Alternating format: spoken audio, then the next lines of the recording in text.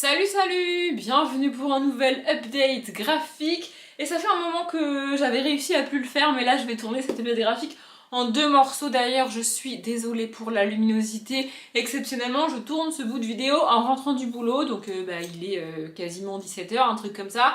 Un jour de pluie, un jour où il fait gris, donc la luminosité c'est pas trop ça. L'appareil le gère à peu près bien et il est impératif que je rende les graphiques que je vais vous montrer là maintenant tout de suite à la bibliothèque le plus rapidement possible, donc je ne peux pas décaler le tournage d'une semaine, c'est pas possible, et je pourrais pas filmer avant une semaine. Donc c'était, en gros c'était soit je filmais comme ça ce soir et je vous les montrais, soit je vous parlais pas de ces graphiques là, mais c'est des graphiques que j'aime bien quand même, et enfin que j'ai bien aimé, et j'avais envie de vous en parler, donc je me suis dit que on allait faire comme ça pour cette fois-ci. Voilà, donc j'ai lu la fin de Azur, donc les tomes 3 et 4, je vous ai parlé des tomes 1 et 2, il n'y a pas très longtemps, c'est un univers très cool, plein d'action, plein de... Ouais, plein de... Il y a un peu des complots politiques, il y a trois groupes principaux qui sont pas d'accord les uns avec les autres, etc. On est dans un univers de fantasy slash... Je dirais qu'on est à la limite de la science-fiction pour moi. En gros, on va suivre cette jeune fille, là, qui est juste ici, qui, au tout début du tome 1, débarque sur une île. Alors, c'est une île au sens flottant du terme. Vous allez me dire oui, bien sûr. En fait, je sais pas trop, je suis pas très sûre. Mais en gros, on suit des bateaux. Mais j'ai plutôt l'impression que c'est des bateaux volants. C'est même ça, c'est des bateaux volants, je sais pas pourquoi ils appellent ça des bateaux, mais c'est des bateaux. Et donc ce sont des îles où les bateaux accostent, mais pas dans l'eau. Vous voyez ce que je veux dire? Bref, donc cette jeune fille débarque sur une île au début du tome 1, et c'est une île, c'est un peu comme le quartier malfamé de la ville, sauf que c'est une île entière qui est comme ça. C'est là que vont en gros les gens qui sortent de prison, les gens qui devraient être en prison, les gens quand tu veux fuir la politique, la police, etc. Bah c'est là-bas que tu vas, c'est un peu une île comme ça, vous voyez. Et elle débarque là-bas parce que son grand-père, a priori, vit là-bas et qu'elle le cherche. Elle veut le retrouver. Sauf qu'elle va tomber sur d'autres gens là-bas, elle va demander de l'aide à certaines personnes sur place, mais je rappelle, c'est des gens pas forcément très recommandables, et en parallèle de ça, elle va découvrir que la flotte de l'armée de la reine, là, est à sa poursuite, enfin, est techniquement à la poursuite de son grand-père également, et ils vont se rendre compte que comme elle le cherche aussi, bah ils vont la chercher elle du coup, pour qu'elle les aide, enfin, pour qu'elle les aide. En gros, ils vont tenter de la kidnapper pour l'obliger à les aider. On n'est pas sur une entente très sympathique. Et il y a aussi d'autres... En fait, les gens avec qui elle s'associe, bah, c'est des gens pas très recommandables, comme je l'ai dit. Et donc, eux-mêmes sont poursuivis par des gens. Tu vois, parce qu'ils sont pas très honnêtes, il y a des trucs d'argent, etc. Des vieilles querelles qui vont ressortir, etc. Et donc, eux aussi sont poursuivis. Donc voilà, on va suivre ces groupes-là. Et puis au début, en gros, ils se retrouvent à fuir tous les deux, enfin tous les trois, donc ces trois personnages-là, parce que chacun doit fuir les gens qui le poursuivent, et donc ils fuient ensemble, et ils vont finir par s'entraider, etc. Et il y a pas mal de mythologie mise en place, c'est assez cool, vraiment. Il y a vraiment une importance de la religion qui prend de plus en plus de place au fil de la saga. Et il y a pas mal de scènes qui vont un peu trop vite à mon sens. En fait, c'est des grandes pages de BD, un peu comme celle-là, avec très peu de bulles et où les événements se passent juste en dessin. Et moi, j'ai un peu de mal avec ça. J'ai besoin qu'on m'explique les choses, j'ai besoin de lire les choses. Pardon, je vous ai foutu un coup, le cadrage a dû changer, je suis désolée. Je disais, c'est aussi des genres d'univers que je suis pas vraiment habituée à lire. Le seul univers que je pourrais un peu rapprocher de ça, je suis désolée de la reciter de nouveau, mais c'est comme ça, ce sont les univers de Gaël Carriger avec les histoires de dirigeables, etc. Mais on est au-delà de ça quand même, on est vraiment très proche de la SF selon moi, si ce n'est carrément dans de la SF. Je sais pas trop doser la SF, mais voilà, et c'est pas des choses que je suis habituée à imaginer. Alors, l'avoir en graphique, c'est plus simple malgré tout pour moi, mais j'ai quand même besoin de texte et de bulles, et je trouve que le final de la saga est quand même un peu trop brusque en fait. J'aurais aimé plus d'explications. J'ai besoin de plus d'explications. J'aime pas les fins ouvertes. C'est pas une fin ouverte, c'est juste que c'est un peu en mode puf paf pouf et puis voilà. Et j'aurais aimé plus. J'aurais vraiment aimé plus de détails, plus d'infos. J'ai revérifié, il n'y a pas de tome 5. Mais puis d'ailleurs c'est marqué, hein, c'est récit complet en 4 volumes. Donc clairement on n'aura pas de tome 5. Mais bon, j'ai quand même réussi à lire les 4 tomes, j'ai quand même passé un bon moment, j'ai trouvé ça assez cool et surtout ça m'a changé de ce que je lis d'habitude. Voilà. Et ensuite j'ai lu les 2 premiers tomes du Souffle Vent, donc le tome 1 New Pearl Alexandrie et le tome 2 Côte Pirate Mont Endémien de Andoris et Xavier Collet, et je me rends compte que je ne vous ai même pas dit qui a écrit Azur. Il s'agit de Ogaki. Voilà, comme ça c'est réparé, c'est fait. Donc le Souffle Vent, eh ben, j'ai bien aimé, j'ai enchaîné les deux BD parce que je suis un peu obligée de les rendre là rapidement. Je m'en suis rendu compte dans la semaine qu'il fallait que je les ramène, tu vois, je suis techniquement même déjà en retard. Et franchement j'ai bien aimé, vraiment. En gros ici on est dans un univers fantastique. Ouais, non, je dirais plutôt fantasy avec pareil, des sortes de bateaux volants, des pirates, etc., etc. On parle à un moment donné du hollandais volant. Voilà.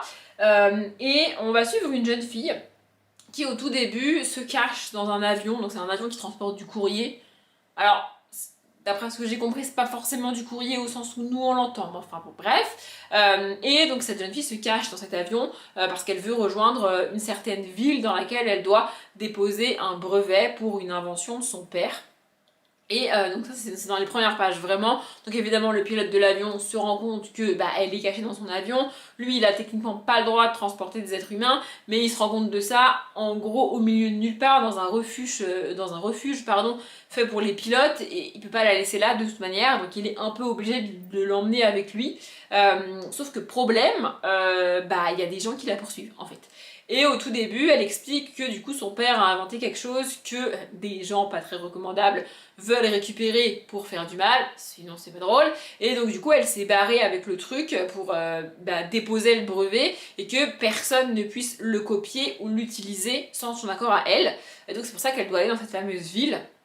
Et donc il va l'aider à faire ça. Il est aussi question d'un chat volant qui parle. Vraiment, j'ai adoré, j'ai trouvé ça hyper chouette. Le personnage principal féminin est vraiment très cool. Le personnage principal masculin, au début, en fait, ça va un peu vite. C'est-à-dire que vraiment, au début, il est en mode non, non, non, je veux pas t'aider, je veux pas t'aider, je veux pas t'aider. Et d'un coup, il est en mode ouais, vas-y à fond, je vais t'aider et tout. Et j'ai pas très bien compris le changement de. Tu vois. Mais bon, en soi, s'il l'aide pas, il n'y a pas d'histoire. Parce qu'elle reste là, perdue au milieu de nulle part. Et du coup elle meurt, tu vois, donc c'est pas très intéressant. Je vais vous montrer à quoi ça ressemble. Voilà, ça ressemble à ça. Je sais pas trop ce que ça rend avec la luminosité du coup, mais voilà. C'est pareil, c'est une histoire en 4 tomes. C'est ça, au moins, peut-être qu'il y en a 5, mais il y en a au moins 4.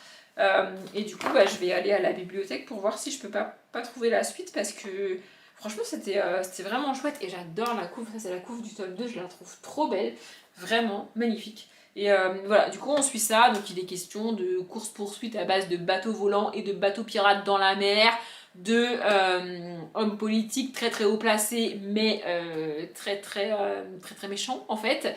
Voilà, et donc de cette invention qui peut littéralement produire des cataclysmes et qu'il ne faut pas mettre entre toutes les mains, littéralement.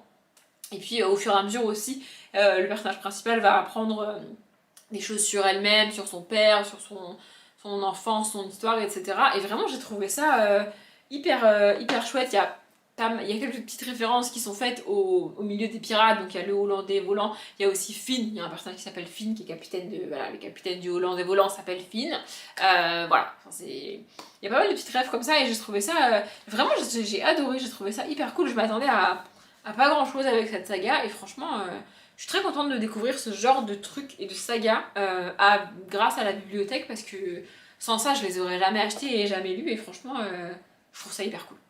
On est donc dans la deuxième partie de cette vidéo, le cadrage a changé, la luminosité est probablement pas la même, mais j'ai donc 2 graphiques à vous présenter pour finir cet update et le 3e pour vous. Ça fait bizarre pour moi mais c'est le 3e de cette vidéo pour vous et c'est le métier le plus dangereux du monde de O Bokeh et F Lay, et je dois bien avouer que ça a été un échec cette BD avec moi. J'ai pas du tout accroché avec le personnage, avec l'univers. J'ai essayé de m'expliquer ce que j'avais pas aimé, mais j'y arrive pas. J'ai juste pas accroché et j'arrive pas à savoir pourquoi.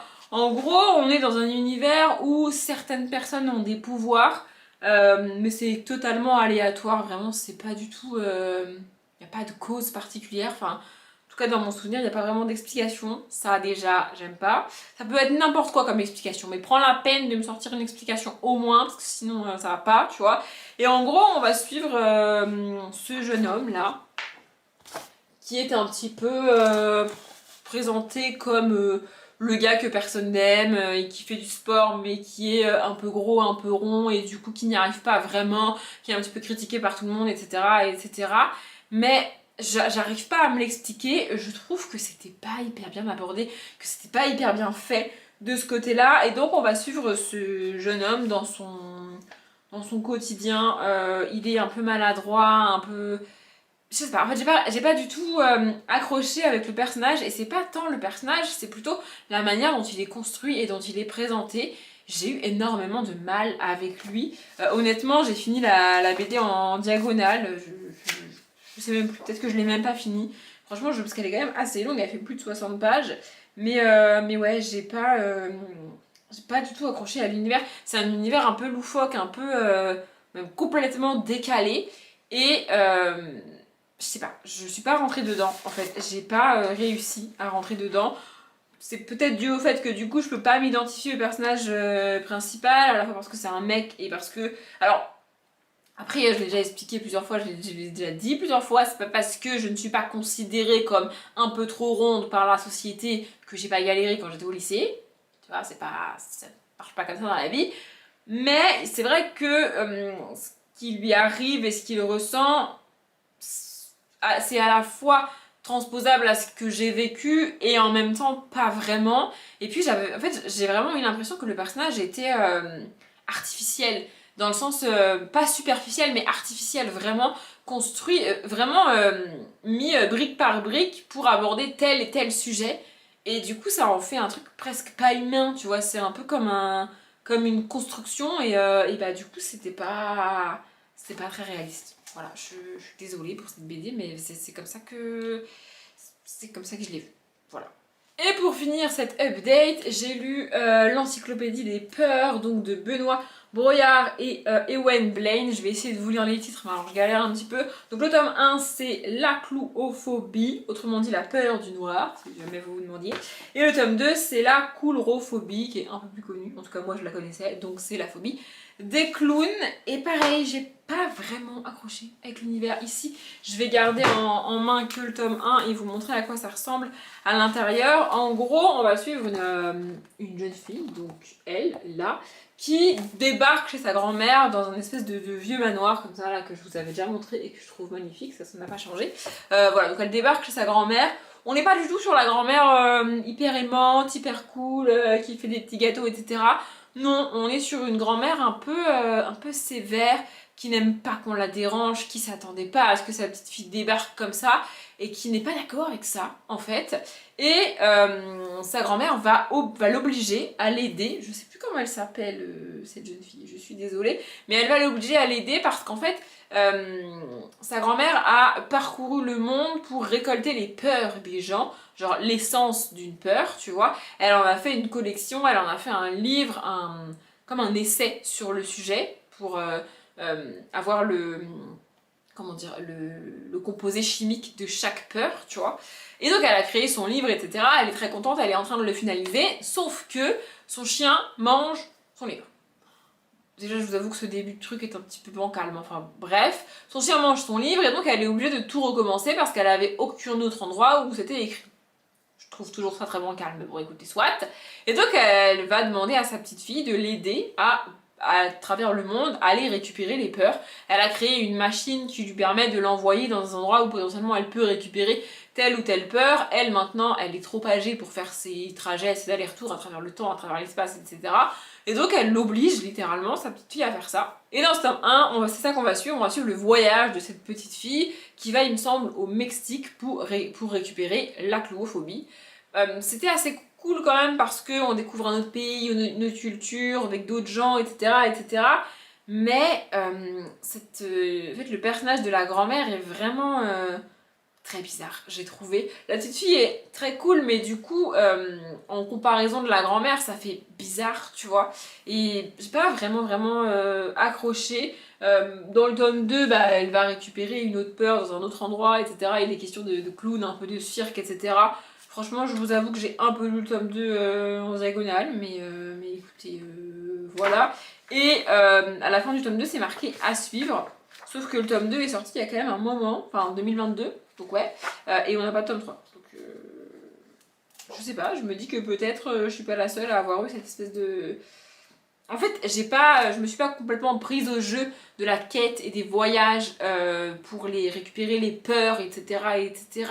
J'aurais aimé un peu plus d'explications du côté scientifique des peurs, tu vois, genre j'avais envie d'aller plus loin, d'avoir plus d'éléments là-dessus. On reste quand même extrêmement en surface là-dessus. Alors cette petite fille qu'on suit est, ma foi, assez cool, tu vois, mais la grand-mère est quand même très bizarre, j'ai trouvé. Et du coup, il n'y a pas vraiment y a pas de relation entre la grand-mère et la petite fille, c'est plus une relation d'employeur-employé, mais genre vraiment, sauf qu'elle est littéralement pas payée en plus, tu vois. Et vraiment, il y a... Je sais pas comment expliquer, l'ambiance générale était bizarre. Le côté voyage, découverte, etc., c'était assez cool, mais je suis pas complètement rentrée dans l'univers, et je trouve que l'univers aurait mérité d'être encore plus développé, d'aller encore plus loin. Parce que là, en gros, bah, je suis restée sur ma faim, quoi. Voilà. Je ne vais pas vous embêter plus longtemps avec cette vidéo. J'espère qu'elle vous a plu. Comme d'habitude, je vous souhaite une bonne journée, un bon après-midi, un bon appétit ou une bonne nuit. Et je vous dis à bientôt.